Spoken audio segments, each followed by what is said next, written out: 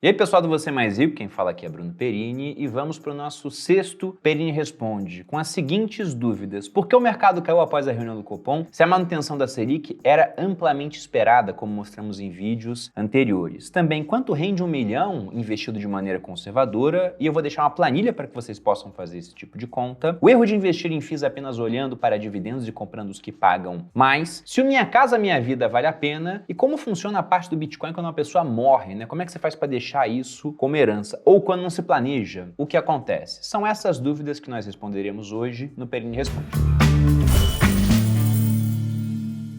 E antes de começar a responder as perguntas, quero pedir para você que acompanha o canal, deixar o seu like, se você assiste mas não é inscrito, se inscrever para apoiar o nosso crescimento. E eu lembro também daquela oferta que nós temos do Viver de Renda Fixa, que é um produto que eu gravei, ele fica vendendo de maneira perpétua, ele vai te ensinar a investir em renda fixa de uma maneira muito diferente do que as pessoas costumam achar que é renda fixa, simplesmente uma linha reta ascendente, e não, você tem ETFs interessantes, fundos de infraestrutura listados, que pagam dividendos mensais isentos de imposto e com cotas também isentas de imposto na hora de realizar o seu ganho de capital. Também tem a parte de duration de título público, marcação a mercado, que está favorecendo já os investidores agora. E tudo isso está empacotado num produto feito para você que nunca comprou nada que eu vendo aqui, ter uma amostra, entre aspas, grátis. E por que eu digo grátis? Porque o Viver de Renda Fixa ele custa R$1.000, mas desses 1.500 já voltam para você, é um cashback, no nosso fundo de renda fixa lá na Grão, a gestora que faz parte do Grupo Primo, Arca Renda Fixa.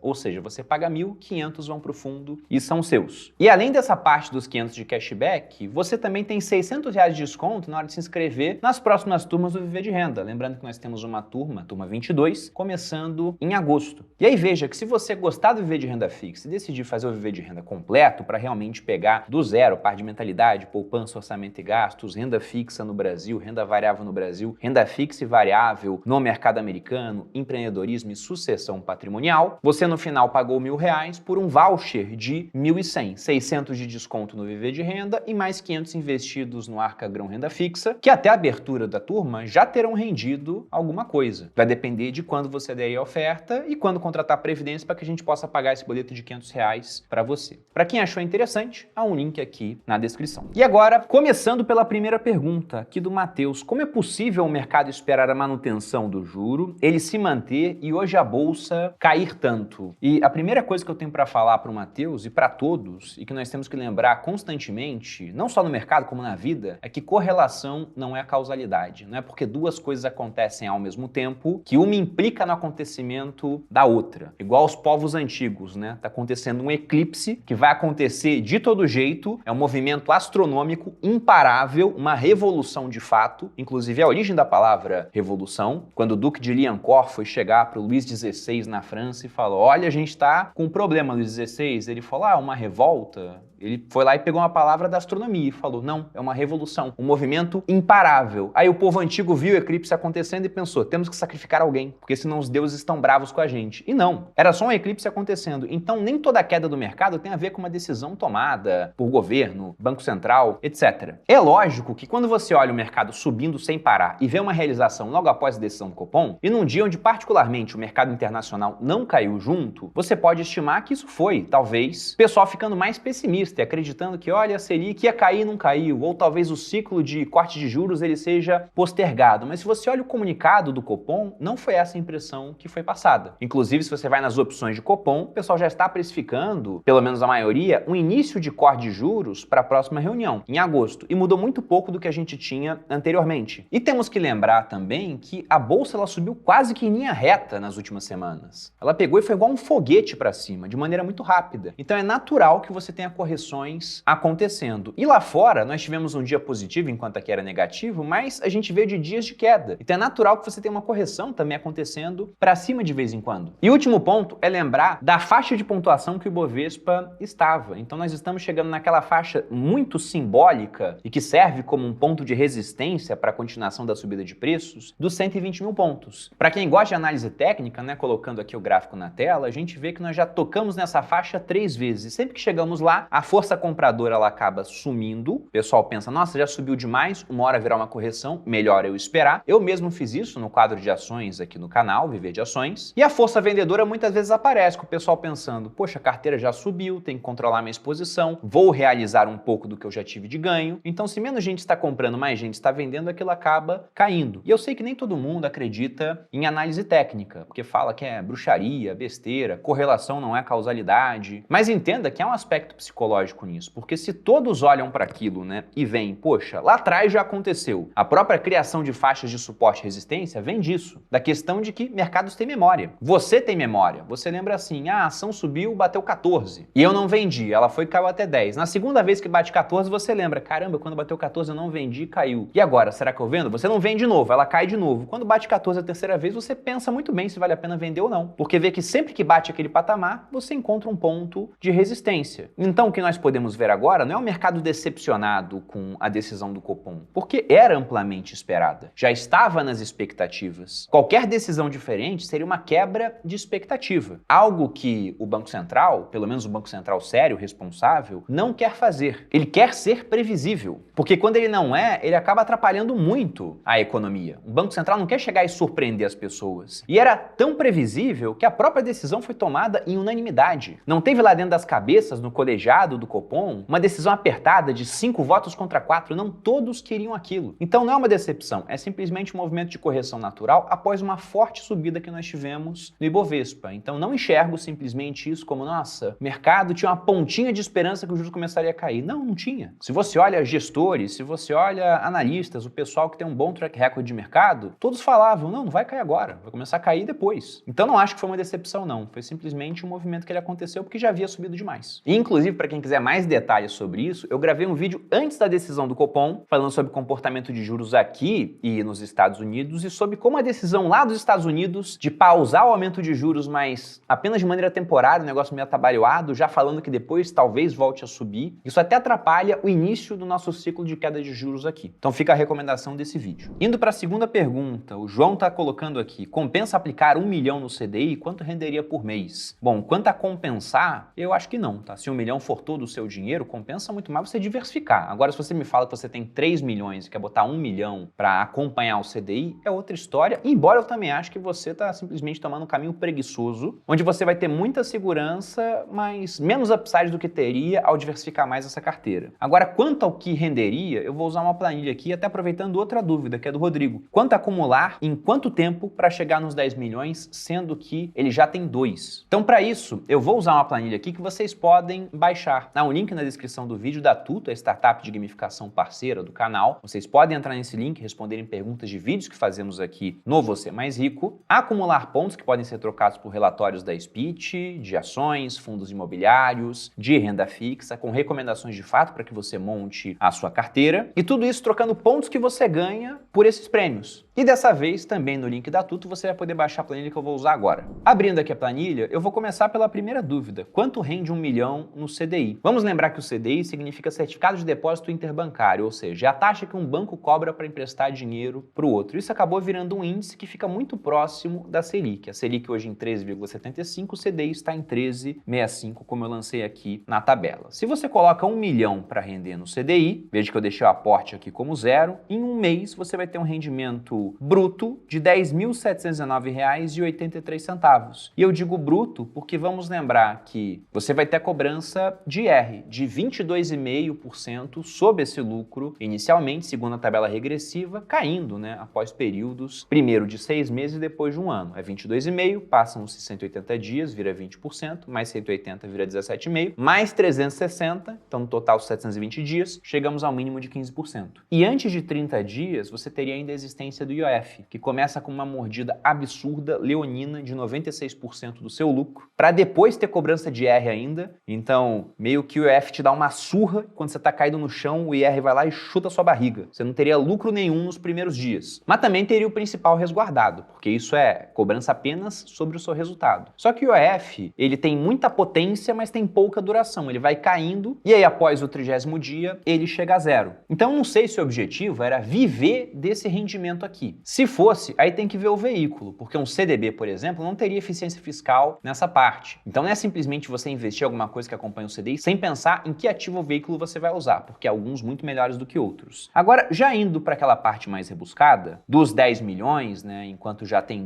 há dois campos na planilha aqui que são interessantes. Primeiro, essa simulação com a inflação, porque ali a gente está vendo um rendimento nominal. O que é isso? É no nome. Você vai ter 13,65% em um ano, se o CDI se mantiver no mesmo patamar que está agora, mas se a inflação for de 5 ou 10%, sua rentabilidade real ela muda bastante. Então aqui já temos um campo onde consideramos também a inflação. Embora a nossa inflação de 12 meses esteja aí abaixo de 4%, e talvez até com tendência a baixar mais, tem gente falando sobre deflação com os dados que já saíram em junho. Mas eu coloquei 5%. A média do Brasil no plano real fica em torno de 6%. Essa taxa aqui de 12,68, que está abaixo da taxa Selic atual, do CDI atual, é simplesmente 1% ao mês no juro composto. Vai dar 12,68 no ano. Então veja que com valor inicial de 2 milhões, uma taxa de juros de 1% ao mês, o que vai dar no ano 12,68, e uma inflação de 5%, em 280 meses você teria um patrimônio acumulado de 32,4 milhões aproximadamente. Poxa, mas a resposta era para ter 10 milhões. Sim, esses 32 milhões após 280 meses serão mais ou menos equivalente a 10,3 milhões com poder de compra atual. Então aqui eu estou corrigindo o valor pela inflação, porque se você simplesmente tivesse 10 milhões após 280 meses, o poder de compra dele seria de uns 3 milhões atualmente. Então a gente quer sempre preservar o poder de compra. E nós temos essa grande diferença aqui, com uma inflação que muitos consideram até baixa, porque o que a gente está tendo é um juro composto de inflação de 5% ao ano durante um período muito grande. Afinal, temos um período aqui de um pouco mais do que 23 anos, mostrando como é necessária a preocupação com a inflação. E se você quiser saber o quanto investir, nós temos esse outro campo na planilha. Eu lancei exatamente os mesmos dados, rentabilidade nominal de 12,68, inflação de mais ou menos 5, então sua rentabilidade real fica de 7,31. Nossa, Bruno, mas tá errada essa conta, né? Porque se eu tiro 5 de 12,68 não dá isso. Não é uma conta de subtração, é uma conta de divisão. Aqui eu coloquei o valor desejado, 10 milhões, ele já corrige pela inflação do período, um desejado ajustado, e o valor inicial de 2 milhões. E aí eu tenho um aporte mensal para um período temporal. Aqui eu coloquei 180 meses, e não faz sentido colocar o mesmo período de 280, porque lá era para não ter aporte nenhum. Mas veja que se eu quiser aumentar um pouco esse período, ele vai corrigir o valor do aporte. 200 meses já foi para 9 mil. Se eu boto, por exemplo, 240 meses, 20 anos, já vai para 3. E aqui ele vai, inclusive, reajustando o valor do seu aporte também por inflação. Então essa é a parte da planilha que eu julgo mais interessante. Há um outro campo nessa planilha aqui também, mas os mais importantes são esses. Então para quem quiser fazer simulações, fique à vontade, o link está na descrição. Aqui Bianco_Marcela pergunta se tem ações e FIIs que pagam 10, 12% ao ano, por que às vezes indicam as que pagam bem menos do que isso? Porque a gente tem que pensar sempre no conceito de retorno ajustado pelo risco. Nem sempre aquilo que vai te dar mais retorno vai ser o mais atrativo, até porque o retorno pode ser só uma expectativa de retorno, que pode vir a não se concretizar. Então, pegando um exemplo bem básico, que eu acredito que já aconteceu com muita gente. Você assiste canais de educação financeira, é mais responsável, começa a poupar dinheiro. Naturalmente, você é visto assim pela sua família e quando tem um problema, o pessoal vai te procurar. E aí, 2 primos seus vieram te pedir dinheiro. Um deles é todo certinho, ele vai à igreja todo domingo, ele é casado, nunca deveu nada a ninguém, mas teve um imprevisto e precisa de capital emprestado. E há um outro primo, que ele é um inconsequente total, ele usa drogas, ele gasta dinheiro em coisas totalmente mirabolantes e irresponsáveis e é conhecido, inclusive, por não pagar os empréstimos que faz com outras pessoas. Esses dois te pedem dinheiro emprestado. Para quem que você tende a emprestar? Bom, se a taxa for a mesma, você tende a emprestar para o primo mais certinho. Só que, como o primo inconsequente ele sabe que não vai ganhar o dinheiro emprestado, ele pode falar, não, eu te pago o dobro do primo certinho. E aí, para quem você empresta? Isso é basicamente o que acontece no mercado. Você tem investimentos onde há mais confiança, onde a expectativa de retorno é mais real, e aí todo mundo resolve pegar aquele negócio. Então a taxa que ele vai entregar é naturalmente mais baixa do que aquele investimento onde há muito risco e que talvez você tenha um grande rendimento, mas também a chance de você não ter rendimento nenhum, inclusive perder o principal que você aportou. Então não basta ver aquilo que está pagando mais. Muitas vezes o que paga mais, só paga mais porque é mais arriscado. Até quando você fala de fundo imobiliário, isso fica muito nítido. Se ele está pagando tanto assim e é tão bom, por que não está todo mundo comprando esse negócio? E aí com muita demanda para uma oferta fixa, o preço da cota tende a subir, e se a cota está subindo e a distribuição distribuição está igual, então o dividend yield vai tender a cair, porque embora o dividendo possa ser o mesmo, né, ele é sempre um valor pago em 12 meses dividido pelo preço da cota. Ou seja, só olhar esse número é um baita de um erro, é um total amadorismo. E que bom que tem gente que faz isso, na verdade, porque graças a esse pessoal altamente amador que fica fazendo besteira, o mercado de fundo imobiliário no Brasil, ele é altamente ineficiente, ele tem várias oportunidades muito boas que ficam lá largadas, porque simplesmente o pessoal prefere comprar fundo imobiliário colocando lá ranking de dividendos e comprando aquele que pagou mais nos últimos 12 meses. Sendo que muitas vezes ele pagou mais só porque o preço da cota dele desabou por algum motivo, provavelmente porque ele teve um problema grave, ou ele pagou muito, mas no futuro ele pode pagar muito menos. Vai saber o que vai acontecer. Então, nem tudo que reluz é ouro, principalmente no mercado financeiro. Se você olha lá uma recompensa muito grande e você pensa, nossa, cadê o risco? Provavelmente ele tá lá, é só você que não é capaz de ver ainda. Próxima pergunta do Luiz. Ele diz, minha esposa quer construir pelo Minha Casa Minha Vida. Faz um vídeo explicando desvantagens. Olha, eu até vou falar das desvantagens aqui, mas o Minha Casa Minha Vida é uma dívida que costuma compensar. É lógico que vai depender do quanto vocês têm de renda familiar, onde vocês vão comprar o imóvel. Também talvez você não consiga comprar o imóvel. Por exemplo, aqui em São Paulo é muito difícil, na cidade de São Paulo, você ter alguém que consegue pegar um imóvel pelo Minha Casa Minha Vida. Porque o limite ali do preço do imóvel não ultrapassa 300 mil. Vou até colocar aqui na tela, né? Tá em 264 mil esse limite. Então é feito realmente para imóveis que, primeiro, ficam fora dos grandes centros e que são alvo de famílias que têm menos poder aquisitivo. E o financiamento, que hoje está com uma taxa girando em torno de 10%, às vezes até 11%, no Minha Casa Minha Vida, pode ficar com uma taxa de 4 e alguma coisa, 5%, sendo que, embora a inflação nos últimos 12 meses esteja abaixo de 4%, a inflação média do Brasil é mais alta do que isso. Então, veja que é quase pegar dinheiro emprestado de graça. Seria mais ou menos como eu pedir dinheiro emprestado para você, falo, poxa, me empresta R$1.000, no final do ano eu te dou 1.060. Mas os R$1.000 que você me deu agora, no final do ano para comprar as mesmas coisas que compram agora, teriam que ser 1.060. Então, basicamente, eu só compensei o resultado da inflação, que é uma média de preços ainda que costuma ficar mais baixa do que os preços daquilo que você consome de fato. Então é bem interessante o Minha Casa Minha Vida. Costuma ser uma daquelas dívidas que vale a pena você fazer. Outro exemplo, né? Lá atrás, hoje ainda tem, mas é mais criterioso, né? Para realmente conseguir o empréstimo, o FIES. Então teve gente lá atrás pegando empréstimo no FIES por juros de 3, 4% ao ano. Sendo que a inflação é mais alta do que isso. Pô. Pega em 2021, foi de 10%. E aí tem gente que perde o sono pensando, nossa, devo no FIES, né? Eu quero acabar de pagar essa dívida o mais rápido possível, deixa eu quitar de uma vez. Não, pague na velocidade normal, porque a tua taxa de juros é tão baixa que essa dívida, mesmo ela crescendo em termos nominais, em termos reais ela tá ficando menor com o passar do tempo. Sem falar que teve um monte de gente que não pagou e veio proposta de acordo de redução de 99% da dívida. Então foi um negócio que quem não pagou se deu muito bem, né? O que é um péssimo sinal para a sociedade no final das contas, né? Tá estimulando o pessoal a não pagar os seus compromissos. Mas enfim, foi o que aconteceu. Agora, não confunda essa minha fala com todo financiamento é bom, porque isso depende muito de taxa de juros. Inclusive, quando a gente selecionou essa pergunta aqui para ser respondida, eu fiz uma provocação pro Dani, que me ajuda aqui no canal do YouTube. Eu falei para ele, você já pensou em o quanto o financiamento é um bom negócio para um banco? E para pegar um pouco do que a gente conversou aqui, eu falei, olha, imagina que eu te faço a proposta. Eu te empresto 1 milhão para você comprar um imóvel para mim, porque esse imóvel vai ser meu. É o que acontece no financiamento. Ah, eu tô morando na minha casa. Não, a casa é do banco até que você acabe de pagar. E aí você me paga 10% ao ano, sendo que se eu comprasse o imóvel e colocasse para alugar, eu ganharia uns 5%. Então eu tô ganhando o dobro do que eu teria de renda no aluguel. E se você tiver um problema durante o caminho e não conseguir me pagar, eu simplesmente tiro do imóvel, tenho ele lá, que talvez já tenha valorizado alguma coisa, e posso vender para outra pessoa. Como são muitos imóveis de uma vez, geralmente o banco vai e faz um leilão, vende por um preço baixo para recuperar o seu dinheiro. E é nessa hora que eu costumo comprar, inclusive, né? Minha irmã faz essa parte de trabalhar com leilão de imóveis. Ah, Bruno, mas o imóvel um dia vai ser da pessoa. Sim, geralmente após 35 anos que essa pessoa ficou pagando o dobro do que o banco ganharia se ele comprasse o imóvel e alugasse para uma outra pessoa. Veja, um período de 35 anos. Olha o LTV desse cliente para o banco, né? O lifetime value, o quanto ele gerou de valor para o banco durante todo esse período. É por isso que eu adoro o banco. Que eu tenho lá no Viver de Ações, Bradesco, por exemplo. Porque ele gastou dinheiro uma única vez para te adquirir como cliente e se você faz um financiamento, você fica gerando valor para o banco durante 35 anos. Tem gente que paga em menos tempo, né? Tudo bem. Tem gente também que acaba ficando inadimplente, aí tem um imóvel leiloado. Mas veja que para o banco, financiamento é sempre um excelente negócio. Para as pessoas, aí varia de qual a taxa de juros que elas conseguem e de que imóvel elas estão comprando. Porque se você financia um imóvel que valoriza muito, ok. Mas essa história de que imóvel sempre valoriza, ela é mentira. Se você pega o índice FIPE-ZAP, nos últimos anos você vê que a média dos imóveis do Brasil teve uma rentabilidade pífia. Ah, mas esse índice está errado, porque aqui em Balneário Camboriú o negócio dobrou de preço em um ano. Não, não está errado. É que você está pegando uma cidade e o índice ele pega Brasil. Mas entenda que se em algum local você tem imóveis subindo 100% de preço, pode ter certeza que em vários outros imóveis estão caindo para que o índice fique praticamente parado no mesmo lugar. Ou seja, varia muito de que imóvel você vai comprar, mas no geral, o que você tem que pensar é, se for financiar, tente fazer isso sempre com juros mais baixos possíveis. E o Minha Casa Minha Vida é um programa que possibilita juros realmente muito baixos, mas com vários critérios para que a pessoa possa entrar. E a última pergunta do Lorenzo: se a pessoa morrer e tiver bitcoins, ele fica preso lá pela eternidade? Eternidade é muito tempo, sobretudo quando a gente fala de um negócio que ele foi criado, né, passou a funcionar em 2009.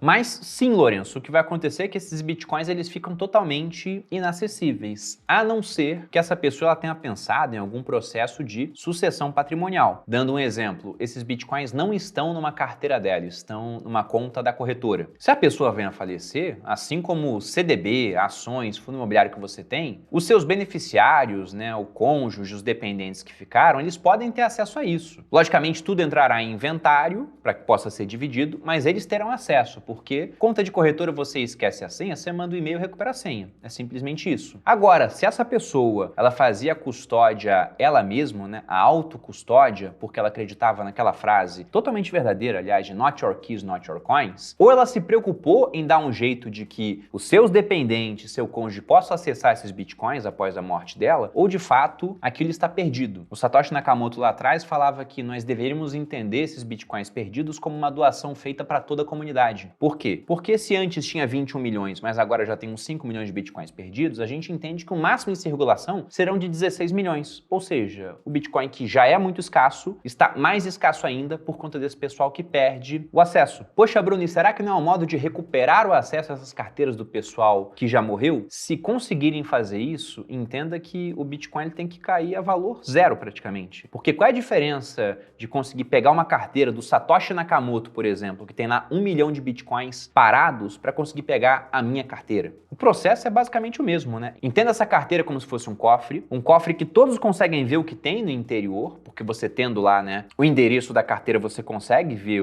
a quantia que há dentro, mas que ninguém tenha a senha. Se alguém consegue arrombar esse cofre, ele pode arrombar todos os outros cofres existentes na blockchain, todas as outras carteiras que têm saldos. Então não há hoje uma maneira de recuperar o acesso dessas carteiras que o pessoal não deixou a fórmula de recuperação do acesso, não deixou as palavras com alguém, por exemplo, e eu espero que isso nunca venha a acontecer, porque isso seria realmente o fim do valor do Bitcoin. E é normal que lá atrás o pessoal perdesse muitos Bitcoins, porque afinal valia muito pouco. É igual, por exemplo, a minha esposa. Se ela tem um brinco que não vale nada, é simplesmente uma bijuteria, ela vai ter muito menos cuidado em comparação com um brinco que, por exemplo, tem um diamante, que é mais caro. Ela vai cuidar muito mais desse brinco, vai estar muito mais atenta a quando for usar, onde ela está deixando, em comparação a um brinco de menor valor. Então, quando o Bitcoin não valia nada, o pessoal não dava muita importância para como fazer a autocustódia, onde estava. A partir do momento que ele começa a ter um valor de mercado muito mais alto, as pessoas já começam a pensar em soluções para esse tipo de problema, como, por exemplo, carteiras de multi-assinatura. Você deixa os bitcoins numa carteira, você deixa as senhas espalhadas com algumas pessoas de confiança, com 5 pessoas, por exemplo, de modo que reunindo 4 das 5, elas conseguem ter acesso. E você poderia ser uma dessas 5. Se você morrer, as outras 4 conseguem acessar. Ou ainda mecanismos temporais. Você tem uma carteira com um envio programado para a carteira da sua esposa. E esse envio vai acontecer na data do seu aniversário, a não ser que você vá lá e reprograme para o próximo ano. Ou seja, veja que se uma pessoa que vai fazer aniversário em setembro e tem essa ordem programada, ela vem a falecer em agosto, um mês depois esse dinheiro está indo para quem ela destinou. E se ela não falecer, basta, chegando o próximo aniversário, ela reprogramar essa transferência, mudando a data para um próximo período. E aqui eu tô falando de coisas que já estão acontecendo, tá, gente? Mas se você não quer fazer nada disso, lembre que, embora você tenha mais risco, ao deixar na corretora, aquele patrimônio vai estar acessível para sua família. No ETF de Bitcoin, por exemplo, eles vão pegar. Só que vai entrar em inventário, vai pagar ITCMD. É uma brincadeira na comunidade do Bitcoin que diz que, olha, o Bitcoin é isento de imposto sobre herança. E não que ele seja isento em si, mas se realmente você transfere sem precisar de aval do Estado, de nada disso, o que vai acontecer é que muita gente vai estar passando herança para os outros sem pagar nada, no final das contas. Na prática, é isso que vai acabar acontecendo. Bom, vou ficando por aqui, da minha parte foi isso, pessoal. Espero que tenham gostado de mais esse Perini Responde. Se você gostou, dê seu like, se inscreva aqui no canal, me siga lá no Instagram, que é de onde eu estou tirando essas perguntas, né? Sempre no dia anterior à gravação do vídeo. Eu faço a caixa de perguntas na quinta, eu gravo esse vídeo na sexta e vocês têm acesso no sábado. E lá também eu produzo sempre conteúdo com bastante regularidade. Desejo a todos um ótimo fim de semana, um grande abraço e até a próxima.